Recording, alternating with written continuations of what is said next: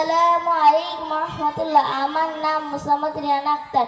আমি ব্যাশনাল খাজাতুল কুবরা আদর্শ মহিলা মাদ্রাসা জামাতে সালেস তৃতীয় বিভাগের ছাত্রী। আমি আপনাদেরকে 3টি কবিতা পাঠ করে শোনাবো।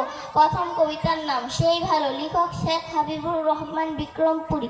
কিছু লোক কথা বলে খুব জোরে চেঁচিয়ে, কিছু আবার কথা বলে খুব বেশি পেঁচিয়ে। কারো কথা মধুমাখা লাগে অনেক মিঠা, কারো কথা ঠিক যেন লবণের ছিটা। কেউ হয় মহাগুরু, কেউ হয় শিষ্য, বুদ্ধির জোরে কেউ জয় করে বিশ্ব।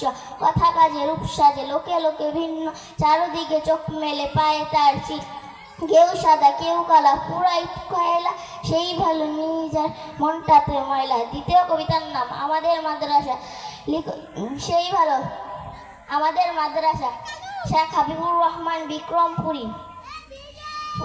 ফুল বাগানে ফুল ফুটেছে দেখো হাজার রকম ফুল, সেই ফুলেরই সুবাস নিতে করো না কবুল। সেই বাগানের নাম যে হলো ব্যাশনাল মহিলা মাদ্রাসা। ফুলের সুবাস নিব আমরা তাই তো এখানে আসা। উস্তাদগণ এই বাগিচা যুগের সেরা ফুল, তুমি খোদা এ মাদ্রাসাকে করে নাও কবুল।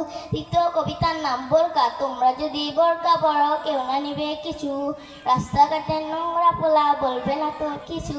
তোমরা যদি হেজাব পড়ো লাগবে অনেক ভালো, সবাই বলবে দারুণ হয়েছে। যদি থাকো কালো, রূপের বড়াই করতে পারো বোরখা হিজাব পরে, মান থাকবে অনেক দামি। যদি থাকো ঘরে, বাজার ঘাটে চললে তোমার মান থাকবে নিচু। খারাপ লোকে চোখটি নিয়ে নিয়ে তোমার পিছু।